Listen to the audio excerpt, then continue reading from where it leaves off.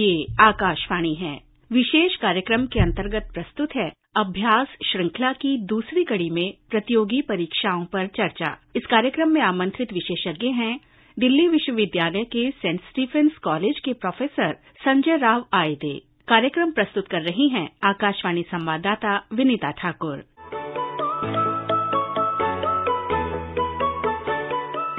नमस्कार, रात के ठीक 9:30 बजे हैं और हम हाजिर हैं परीक्षार्थियों के लिए इस विशेष कार्यक्रम के साथ जिसका नाम है अभ्यास। इसमें हमारे श्रोता परीक्षार्थी ही शिरकत करते हैं। वो हमें विषय अनुरूप सवाल भेजते हैं और हम विशेषज्ञ द्वारा उनको जवाब देते हैं। इस बार का जो विषय है पॉलिटी एंड इंडियन कॉन्स्टिट्यूशन, उस पर हमारे साथ जो एक्सपर्ट हैं वो है डॉक्टर प्रोफेसर संजय राव आयदे, सेंट स्टीफेंस कॉलेज दिल्ली के पॉलिटिकल साइंस के head of the department. Sir, आपका बहुत बहुत स्वागत। धन्यवाद विनीता जी। पिछले अंक की तरह इस बार भी हमारे पास अधिक संख्या में ऑडियो क्वेश्चंस भी प्राप्त हुए हैं व्हाट्सएप और ईमेल के जरिए। तो वो सारी बातें, सारे सवाल हम आप तक पहुंचाएंगे, लेकिन अभी एक्सप्लेनर सेगमेंट है तो पहले इसको सुन लेते हैं। भारत का संविधान। जैसे जैसे भारत का स्वतंत्रता आंदोलन गति पकड़ रहा था, वैसे वैसे स्वतंत्र भारत का शासन चलाने के लिए संविधान की आवश्यकता भी अनुभव की जा रही थी। एम.एन. रॉय ने 1934 में भारत के लिए संविधान सभा का विचार प्रस्तुत किया। कैबिनेट मिशन योजना के अंतर्गत नवंबर 1946 में संविधान सभा का गठन किया गया। ये संविधान सभा आंशिक रूप से निर्वाचित और आंशिक रूप से मनोनीत थी। भारत जैसे विशाल और विविधतापूर्ण देश के लिए संविधान बनाना चुनौतीपूर्ण कार्य था। संविधान सभा की पहली बैठक 9 दिसंबर 1946 को हुई। इसमें संविधान निर्माण के कार्यों के लिए अनेक समितियां नियुक्त की गईं। डॉक्टर भीमराव अंबेडकर को मसौदा समिति का अध्यक्ष बनाया गया। कुल मिलाकर संविधान सभा के 2 वर्ष 11 महीने और 18 दिन में 11 सत्र हुए। 26 दिसंबर 1949 को संविधान अंगीकार किया गया, लेकिन 1930 में पूर्ण स्वराज दिवस की स्मृति में भारत का संविधान 26 जनवरी 1950 से लागू हुआ। आज 26 नवंबर को संविधान दिवस के रूप में मनाया जाता है। संविधान में स्वतंत्रता, समानता और न्याय के आदर्शों पर बल दिया गया है।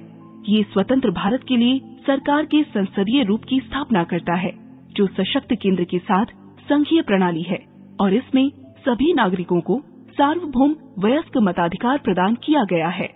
भारत का संविधान नागरिकों को उन अधिकारों की रक्षा के लिए स्वतंत्र न्यायपालिका और चुनाव कराने के लिए निर्वाचन आयोग, लोक सेवकों की भर्ती के लिए यूपीएससी और सार्वजनिक भंडार के अभिभावक के रूप में सीएजी जैसे संवैधानिक निकाय उपलब्ध कराता है। ये राज्य के नीति निर्देशक सिद्धांतों के रूप में निश्चित आदर्श भी उपलब्ध कराता है, जो राज्य को नीतियां एवं कानून बनाते समय ध्यान में रखने चाहिए। तो ये था हमारा एक्सप्लेनर सेगमेंट। लिसनर्स है ना, उन्हें बहुत इंतजार रहता है कि उन्होंने जो सवाल भेजे हैं उसके जवाब आप लें। जी तो जरूर। बगैर वक्त जाया कि हम पहला सवाल लेते हैं। वो है अनुभव त्रिपाठी रायबरेली से। मेरा प्रश्न ये है राजनीति विज्ञान से जुड़ा हुआ कि भारतीय संविधान संघात्मक है, लेकिन वो एकात्मकता की ओर झुका हुआ प्रतीत होता है, ऐसा क्यों?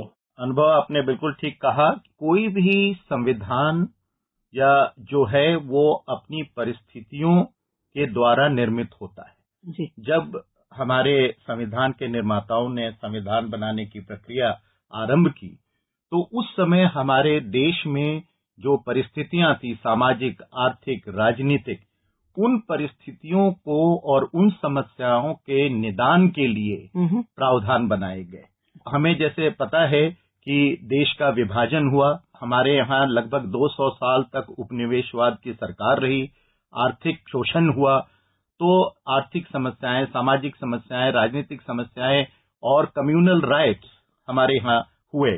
साथ ही साथ हमें एक नए आधुनिक राष्ट्र का निर्माण भी करना था, और इन सभी बड़ी समस्याओं के समाधान के लिए अगर एक शक्तिशाली सरकार ना हो तो हम इन बड़ी समस्याओं का समाधान नहीं पा सकते। तो इसीलिए संविधान के निर्माताओं ने ये सोचा, हमें एक संघात्मक सरकार की आवश्यकता तो थी, लेकिन जरूरत पड़ने पे ये संघात्मक सरकार जो है एकात्मक सरकार की शक्ति प्राप्त कर सके, जिससे कि हमारी जितनी भी मुश्किलें थी और जो बड़े बड़े हमारे उद्देश्य थे राष्ट्र निर्माण के, वो पूरे हो सके। जी, एक यूपीएससी एस्पिरेंट हैं कृष्ण कुमार भारतीय। संघवाद क्या है तथा संघवाद का राज्य और केंद्र पर क्या प्रभाव पड़ता है? देखिए, बहुत ही सरल शब्दों में संघवाद का अर्थ होता है ऐसी सरकार जिसमें केंद्र और राज्य की सरकारें होती हैं, जो शासन की जो शक्तियां हैं उन्हें दो सरकारों में विभक्त करते हैं। लेकिन हमारे यहाँ जो संघवाद है, जिसमें हम केंद्रीय सरकार है, विभिन्न राज्यों की सरकारें हैं, और उसका एक तीसरा भी स्तर है जब हम स्थानीय पंचायती राज, वो भी है। संघवाद जो है वो प्रजातंत्र को और साथ ही साथ विकेंद्रीकरण की मूल्यों को प्रभावित करता है और इनसे प्रभावित है। तो आमतौर पे बड़े देशों में जहां पे प्रजातंत्र है, संघवाद लिया जाता है और संघवाद को अपनाया जाता है। इसे हम संघवाद कहते हैं, जिसमें एक और संघवाद का बहुत ही अच्छा जो परिणाम होता है, इसमें लोगों का अपनी सरकार, क्योंकि बड़े देशों में विविधता होती है और स्वयं की सरकार हो, स्वशासन हो, इसके लिए भी संघवाद को प्रेफर किया जाता है। तो राज्य और केंद्र सब सरकार के ऊपर जहां तक प्रभाव की बात है, दोनों के संघवाद सरकार में दोनों का जो जुरिस्डिक्शन है वो अलग अलग होता है। और इसमें ये बहुत अच्छी बात है कि केंद्र सरकार राष्ट्र के पूरे जो की समस्याएं हैं और उनके बारे में देखता है, और जो राज्य हैं वो अपने राज्य की सीमा के अंतर्गत शासन और प्रशासन चलाते हैं। जी जी जी। एक सवाल छत्तीसगढ़ से भी आया है, सुषमा है, वो पूछ रही हैं। मैं ये जानना चाहती हूँ कि प्रेसिडेंट का अपॉइंटमेंट कैसे होता है? सुषमा जी, ये देखिए, प्रेसिडेंट का जो भारत के राष्ट्रपति हैं उनका चुनाव अप्रत्यक्ष रूप से होता है। और ये एक बड़ा प्रासंगिक सवाल आपने पूछा है कि क्योंकि 2022 में जुलाई के महीने में इस बार फिर से राष्ट्रपति का चुनाव होने जा रहा है। और राष्ट्रपति का जो चुनाव होता है उस संविधान के अनुच्छेद 54 के तहत एक निर्वाचक मंडल द्वारा अनुपातिक प्रतिनिधित्व के आधार पर होता है, और इसमें एकल संक्रमणीय मत के द्वारा किया जाता है। Proportional representation through single transferable vote के द्वारा किया जाता है। और जिस निर्वाचक मंडल के बारे में मैंने आपको बताया कि ये निर्वाचक मंडल ही राष्ट्रपति को चुनता है, इस निर्वाचक मंडल के जो सदस्य हैं वो होते हैं लोकसभा तथा राज्यसभा के निर्वाचित सदस्यगण तथा सभी राज्यों की विधानसभा के निर्वाचित सदस्यगण। ये सारे लोग मिलकर राष्ट्रपति को चुनते हैं single transferable vote proportional representation के आधार पर।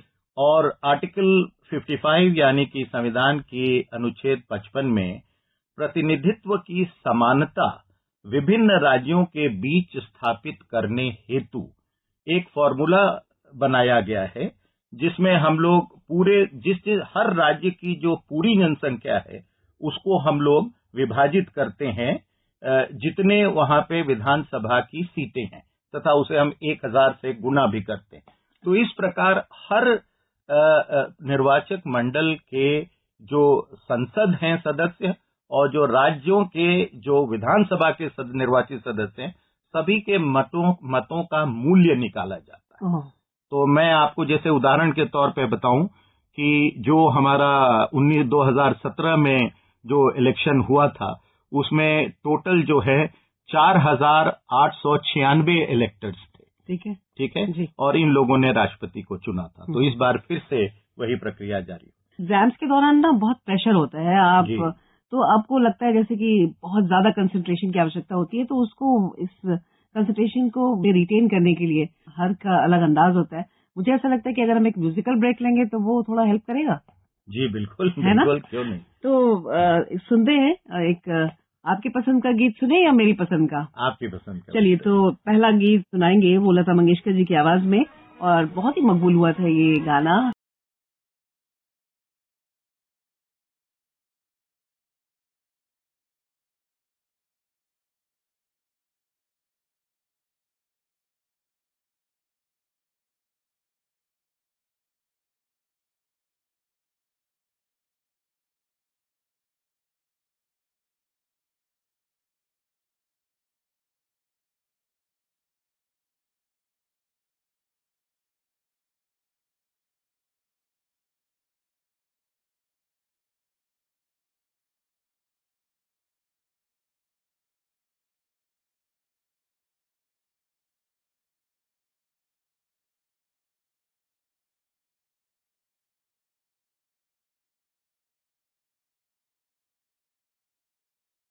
इसके लिए आवेदन प्रक्रिया शुरू हो चुकी है। और CUET के बारे में अधिक जानकारी अगर आपको चाहिए तो आप UGC के अध्यक्ष प्रोफेसर एल जगदीश कुमार के साथ आकाशवाणी पर परिचर्चा सुन सकते हैं।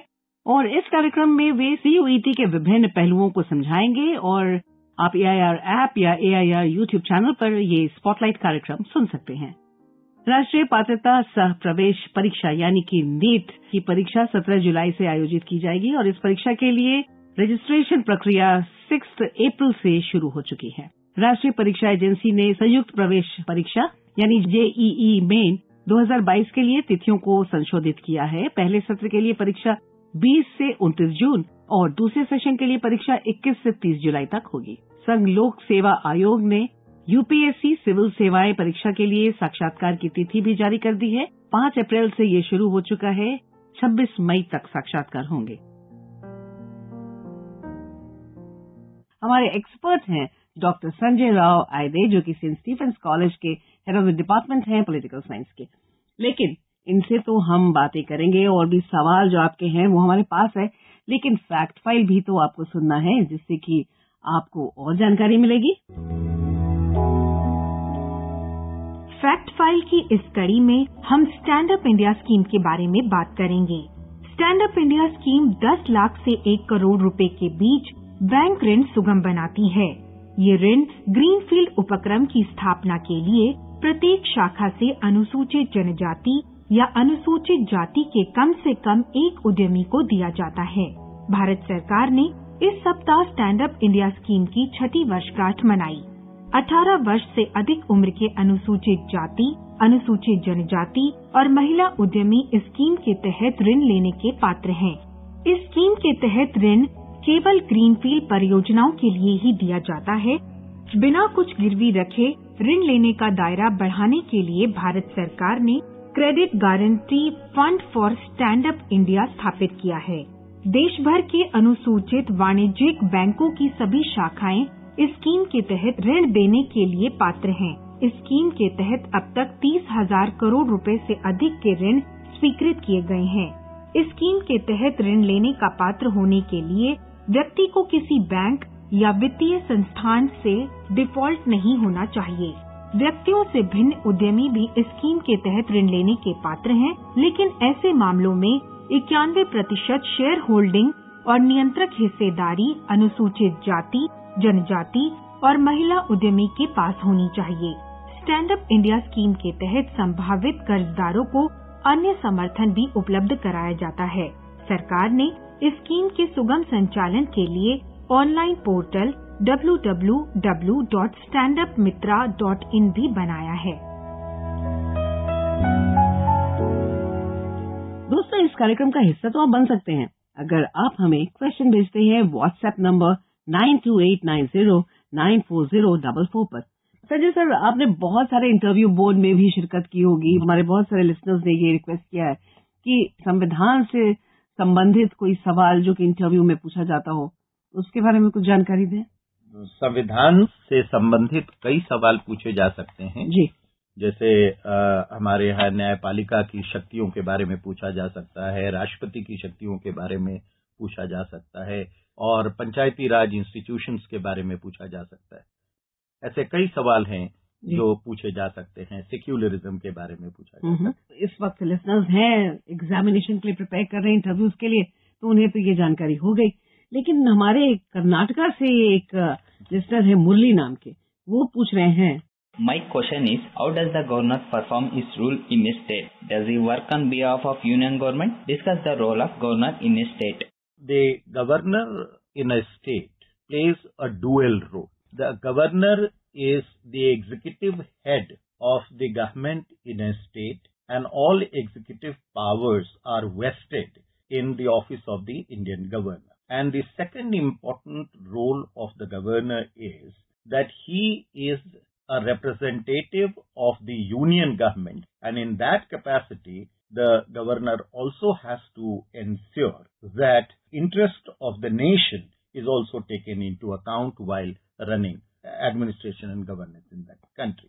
And apart from that, there are various other executive, legislative, judicial and roles of the governor in a particular state. including his role in during the proclamation of emergency under Article 356 of the Indian Constitution. Okay, so the next question is from Vinod Kumar Prajapati from Lucknow, UP, and his question is Article 73, Clause 1. Who allocates the business to the ministers? Let me tell you that Article 73 is all about the extent of executive power of the Union.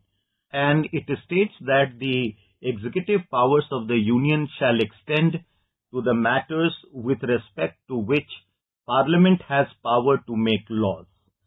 Now, it doesn't say anything about the allocation of business among the members of the Council of Ministers. It is done by the Prime Minister herself or himself. The next question is from Indore MP, and there are two girls asking more or less the same question, and it goes like this. Ma'am, I am Jyoti from MP. And I am Sonali. Why the words socialist, secular and integrity were added in the preamble of Indian Constitution? In 1976, the 42nd Constitutional Amendment Act inserted these three words because the circumstances prevailing in our country at that point of time merited or necessitated this kind of emphatic declaration of the ideological character of the state. Now, we all know that in order to realize or in order to deal with the problems of poverty and redistribution of resources, many amendments were passed. Land Reforms Act was one. And right to property proved to be the most contentious right in this, fight to improve the conditions of the people in our country. And that's why there were several judgments of the Supreme Court which, in fact, tried to give a conservative interpretation of the right to property. The government of that time probably felt that right to property was proving to be the biggest impediment or obstacle on the path of, realizing socialistic principles of society. And that is why to send a loud and clear message that the state in India is wedded to the realization of socialistic principles, probably that was the reason why. And let me also tell you why the word socialist was incorporated in the preamble to the Indian Constitution. And we also had communal rights, and therefore the secular character was also stated by incorporating it in the preamble to the Indian Constitution. Okay. And 1971 war was also there. India's integrity was also challenged, and therefore the word integrity was also inserted in the preamble to the. मेरा कहना ये है कि समाजवाद की जो अवधारणा है ये हमारे डायरेक्ट राज्य के नीति निर्देशक तत्वों में बहुत ही अच्छी तरह दिखती है, लेकिन मेरा ये मानना है और काफी एक्सपर्ट्स भी इसके बारे में कहते हैं कि उस दौरान 1976 के आसपास, जब 1976 में जब 42nd कॉन्स्टिट्यूशनल अमेंडमेंट एक्ट के द्वारा ये तीन शब्द प्रियम्बल में लाए गए, उस समय जो हमारे यहाँ की परिस्थितियां थी, जो आर्थिक, सामाजिक और जो देश की सुरक्षा से संबंधित जो परिस्थितियां थी, उन परिस्थितियों के अनुसार और उन परिस्थितियों से को संभालने के लिए इन तीन शब्दों का जो है इनको इनकॉर्पोरेट किया गया कॉन्स्टिट्यूशन के प्रियम्बल में, ताकि राज्य की जो अवधारणा है और राज्य की जो उद्देश्य हैं वो पूर्ण रूप से सबको पता चल जाए। सर, अगला सवाल है आंध्र प्रदेश से प्रणवती श्री का, और वो पूछती है, मेरा प्रश्न यह है कि यूनिफॉर्म सिविल कोड क्या होता है और यूनिफॉर्म सिविल कोड कैसे फंडामेंटल राइट्स को प्रभावित करता है? देखिए, यूनिफॉर्म सिविल कोड जो समान नागरिक संहिता है, इसका बहुत ही सरल शब्दों में अगर मैं ये कहूँ तो समान नागरिक संहिता का अर्थ होता है कि सभी नागरिकों के लिए एक ही प्रकार की संहिता लागू की जानी चाहिए, जो चाहे वो किसी भी धर्म से जुड़े हुए हों। आमतौर पर जब हम समान नागरिक संहिता की बात करते हैं तो हम संपत्ति के अधिग्रहण और संचालन के अधिकार के बारे में बात करते हैं। विवाह और तलाक, गोद लेना जैसे विषय समान नागरिकता कानून के अंतर्गत आते हैं। यह कानून अभी तक लागू नहीं हुआ और इस पर बहस आज भी जारी है। और अगर आपको पता हो तो शाहबानो केस जो 1985 में हुआ था, उसके बाद इस विषय पर बहस निरंतर जारी है और गोवा एकमात्र राज्य है हमारे भारतवर्ष में जहां पे समान नागरिकता संहिता अभी लागू है। और ये कहा जाता है कि विशेषज्ञों का ये मानना है कि प्रजातांत्रिक व धर्मनिरपेक्ष आधुनिक राष्ट्रों में सभी नागरिकों को संविधान द्वारा प्रदत्त सभी अधिकारों का लाभ समान रूप से मिलना चाहिए और इसीलिए इसे जरूरी माना गया है। और अब अगला सवाल। नमस्कार, मेरा नाम सर्वेश सिंह गहरवार है। मैं हनुमाना जिला रीवा मध्य प्रदेश का निवासी हूँ। मेरा प्रश्न था कि भारतीय संविधान के अनुच्छेद 370 की निराकरण की जरूरत क्यों पड़ी व इसके बाद इसमें क्या बदलाव आए? जैसा हम सभी जानते हैं कि अनुच्छेद 370 का निराकरण हो चुका है और पूर्व राज्य जम्मू एंड कश्मीर की जगह अब 2 केंद्र प्रशासित प्रदेश हैं, जम्मू और कश्मीर तथा लद्दाख। तो जहां तक अनुच्छेद 370 के निराकरण के कारणों का सवाल है, तो कई कारण बताए जाते हैं, लेकिन जो सबसे प्रमुख कारण जो सामने आते हैं वो ये है कि ये देखा गया कि एक विशेष दर्जा दिए जाने के बावजूद भी विकास का कार्य जम्मू और कश्मीर राज्य में बहुत ही धीमा था। इसके अलावा और भी प्रशासन से जुड़ी हुई कई समस्याएं थीं। मौलिक अधिकार लोगों को नहीं मिल रहे थे। जो मौलिक अधिकार भारत के संविधान के अंतर्गत बाकी राज्यों के नागरिकों को प्राप्त हो रहे थे वो वहां नहीं मिल रहे थे, लोगों को नहीं मिल रहे थे। तो विकास की जो रफ्तार थी वो बहुत धीमी थी, पिछड़ापन था और पूर्व राज्य जम्मू एंड कश्मीर के लोगों को भारतीय संविधान में दिए गए मौलिक अधिकारों का लाभ पहुंचाने के लिए तथा अन्य केंद्रीय कानूनों का लाभ पहुंचाने के लिए भी ये परिवर्तन करना आवश्यक समझा गया। इसके अलावा वहां की कानून की व्यवस्था, जैसा हमें सबको सर्वविदित है कि वहां आतंकवाद की समस्या रही है, तो कानून व्यवस्था तथा प्रशासन को सुदृढ़ करने के लिए भी ये एक आवश्यक कदम समझा गया। इसके अलावा हम सब जानते हैं कि जम्मू एंड कश्मीर एक सीमावर्ती राज्य है, इसलिए देश की सीमाओं को सुरक्षित रखने के लिए उस राज्य को भारतवर्ष का एक अभिन्न अंग बनाना भी जरूरी समझा गया था।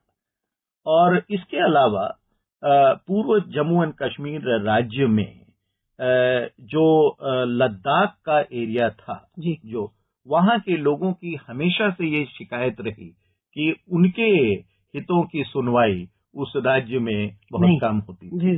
जी, तो ये कुछ प्रमुख कारण ऐसे हैं जिनको ध्यान में रखकर अनुच्छेद 370 का निराकरण किया गया।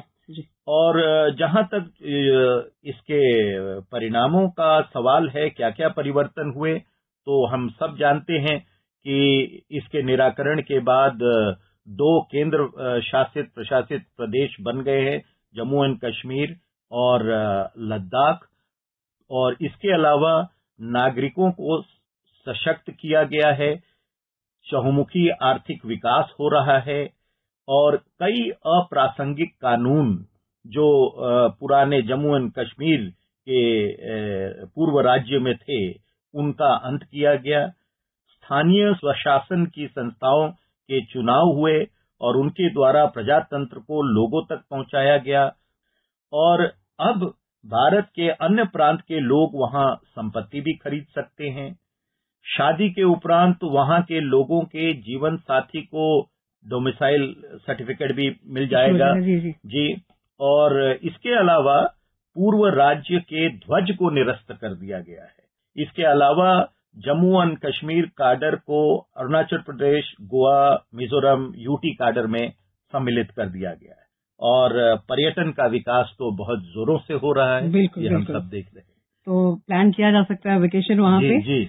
और अब एक सवाल आया है, ये शिलोंग से आया है। Hi, this is Monalisa Sun from Shillong Meghalaya. My question is, what is the difference between parliamentary supremacy and parliamentary sovereignty? See, when we talk about the parliamentary form of government, we generally talk about two guiding principles. One is called the principle of parliamentary sovereignty, which underlines the parliamentary form of government in the United Kingdom, and the other principle is called parliamentary supremacy, now which is operative in India. Now, the principle of parliamentary sovereignty means that the institution of parliament is a sovereign body. That means in the United Kingdom, as we all know, that there is no written constitutional document, and therefore in absence of the written constitutional document, the parliament assumes the sovereign power. In case of India, the constitution is sovereign, you see, and the parliament has to function within the four walls of the constitution. But in the United Kingdom, it is generally said that the Constitution of the United Kingdom is written every day. That basically means that all acts of the Parliament in the United Kingdom add to the body of the Constitution there. Now, when we talk about parliamentary supremacy, that basically means that the Parliament will be supreme.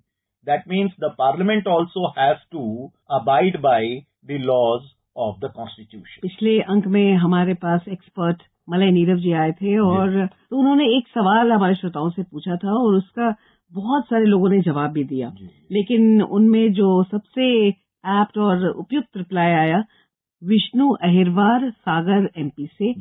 तो इसी tradition को sir हम आगे बढ़ाते हैं और हम चाहेंगे कि आप भी हमारे श्रोताओं से एक छोटा सा सवाल पूछे।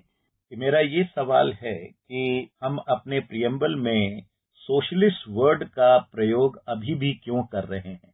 क्या समय नहीं आ गया कि हम अपने प्रियम्बल से सोशलिस्ट शब्द को हटा दें? ट्रिकी क्वेश्चन है, लेकिन फिर भी हमें विश्वास है क्योंकि इस कार्यक्रम को वही सुनते हैं जो पूरी तरह से अभ्यास करते हैं, पढ़ाई करते हैं। जरूर जवाब देंगे, बिल्कुल जवाब देंगे। तो उनके जवाब का हम इंतजार करेंगे और वो हमें व्हाट्सएप नंबर 9289094044 पर जल्द से जल्द मैसेज करें, जवाब दें और उन्हें मिलेगा ई सर्टिफिकेट। और साथ ही हम ये भी बता दें कि वो हमें ईमेल भी कर सकते हैं abhyas.airnews@gmail.com पे। तो हम चाहेंगे कि आप अपने फीडबैक हमें दें। चलते चलते आपको एक और जानकारी दे दें कि हमारा अगला अंक ज्योग्राफी यानी भूगोल पर होगा और हमारी विशेषज्ञ होंगी प्रोफेसर अमृता बजाज शहीद भगत सिंह कॉलेज से। और आपके सवाल भेजने की अंतिम तारीख है 13 अप्रैल। आपसे फिर होगी मुलाकात इसी दिन इसी समय। तब तक आप अपना अभ्यास जारी रखें और कार्यक्रम सुनते रहें 100.1 मेगाहर्ट्ज यानी FM गोल्ड पर। आज के हमारे एक्सपर्ट प्रोफेसर संजय राव, आपका स्टूडियो में आने का, हमसे सारे सवालों का जवाब देने का बहुत बहुत धन्यवाद। बहुत बहुत। अब मुझे यानी विनीता को दे इजाजत। नमस्कार, गुड नाइट।